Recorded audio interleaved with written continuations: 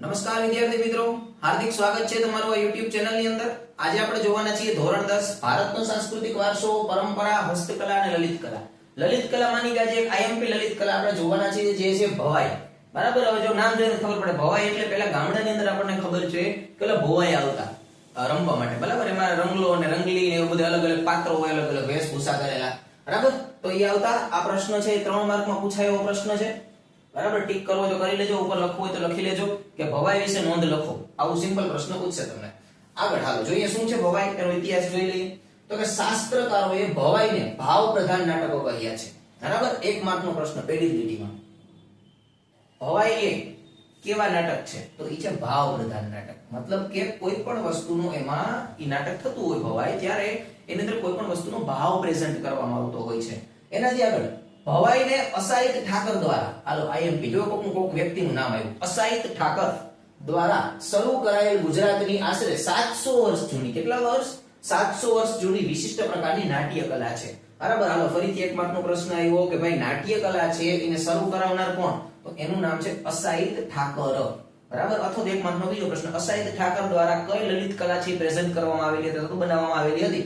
તો ઈ છે ભવાયો, બરાબર છે। અને 1 માર્કનો બીજો પ્રશ્ન, કેટલા વર્ષ જૂની છે? તો કે 700 વર્ષ જૂની છે, બરાબર। એનાથી આગળ સસ્તા ખર્ચે લોક શિક્ષણની સાથે સાથે મનોરંજન કરતી આ નાટ્ય કલાને સોલંકી યુગમાં પણ પ્રોત્સાહન અપાયું હતું। હાલો 1 માર્કનો પ્રશ્ન, કઈ લલિત કલાને સોલંકી યુગમાં પ્રોત્સાહન અપાયું હતું? તો એ છે ભવાઈને, બરાબર। તો આ પ્રશ્ન પણ 1 માર્કનો થયો કે નહીં? વન લાઇનર થાય।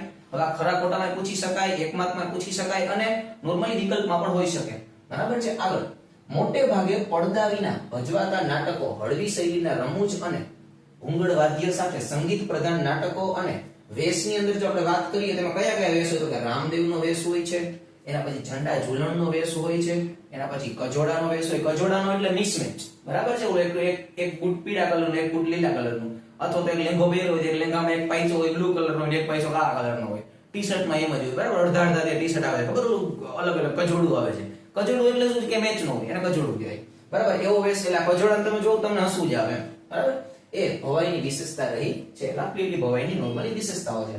આગળ ભવાઈના વિષય વસ્તુમાં સામાજિક કુરિવાજોના પ્રતિકારોના પણ સમાવેશ થાય છે। મતલબ કે સામાજિક જે કુરિવાજો હોય, બરાબર, એ પણ એ લોકો સ્ક્રિપ્ટમાં ઇન્ક્લુડ કરેલા હોય, એટલે આપણને ખબર પડે કે આ કંઈક ખોટું થાય છે, બરાબર। એનાથી આગળ ગુજરાતમાં કન્યા કેળવણી, બેટી બચાવો જેવા કાર્યક્રમો માટે રંગલા અને રંગલી જેવા પાત્રો સાથે ભવાઈના નાટ્ય પ્રયોગો યોજાય છે।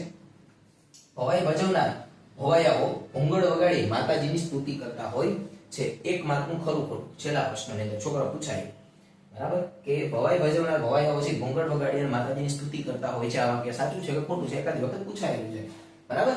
ફરીથી જોઈ લઈએ તો કે 3 માર્કનું ભવાઈ છે પૂછાયેલી લલિત કલા છે। એનાથી આગળ તો કે શાસ્ત્રકારોએ ભવાઈને ભાવ પ્રધાન નાટક કહ્યા છે, 1 માર્કનો પ્રશ્ન છે। એનાથી આગળ ભવાઈએ અસાહિત ઠાકર દ્વારા શરૂ કરવામાં આવેલી આશરે ગુજરાતની 700 વર્ષ જૂની વિશિષ્ટ પ્રકારની નાટ્ય કલા છે, બરાબર। આ ગુજરાતમાં જ થાય છે, બરાબર। રાજસ્થાનની અંદર ભવાઈ નથી હોતા, ગુજરાતમાં જ હોય છે ખાલી। એનાથી આગળ સસ્તા ખર્ચે લોક શિક્ષણની સાથે મનોરંજન કરતી આ નાટ્ય કલાને સોલંકી યુગમાં પ્રોત્સાહન અપાયું હતું। કઈ નાટ્ય કલાને સોલંકી યુગમાં, તો કઈ લલિત કલાને સોલંકી યુગમાં સ્થાન અપાયું હતું? તો ઈ છે ભવાઈને।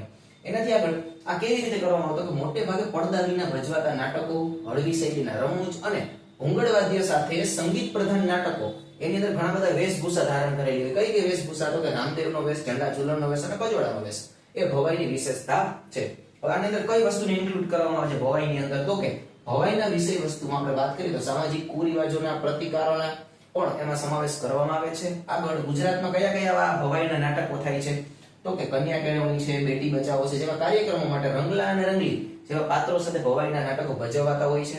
એનાથી આગળ ભવાઈ ભજવનાર જે ભવાયાઓ હોય છે એ ભૂંગળ વગાડી અને માતાજીની શું કરતા હોય છે? સ્તુતિ કરતા હોય છે। આટલો પ્રશ્ન છે, ખાલી નાનકડો અને 3 માર્કનો પૂછાયેલો પ્રશ્ન છે, બરાબર। તો આ પ્રશ્નનો સરસ એવો તમે સ્ક્રીનશોટ લઈ લો, જેથી કરીને તમે બોર્ડની એક્ઝામમાં પૂછાય 1-1 માર્કના પ્રશ્ન અને 3 માર્કનો પ્રશ્ન છે તમે લખી શકો।